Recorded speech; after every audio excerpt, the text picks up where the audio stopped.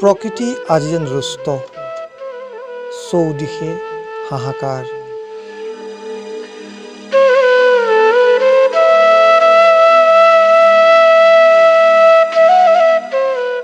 বলিয়া বানে তছনছ কৰিলে সকলোবোৰ, চকুৰ সন্মুখতে বানে উটুৱাই লৈ গ'ল সপোনৰ ঘৰখন।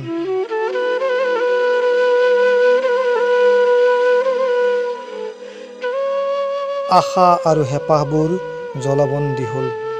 নিৰাশা, হতাশা আৰু হুমুনিয়াহবোৰে কিৰিলি পাৰি উঠিল।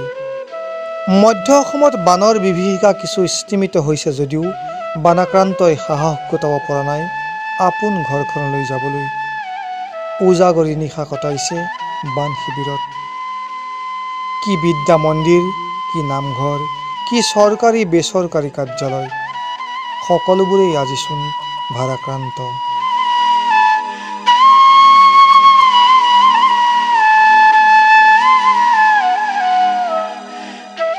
মানুহে মানুহৰ বাবে, সৰুগত কৰি একাংশ মহানুভৱে আগবঢ়ালে সাহাৰ্য। এতিয়া কেৱল চৌদিশে এটাই আশা, কেতিয়া আহিব অতীতৰ সেই সোণোৱালী দিন।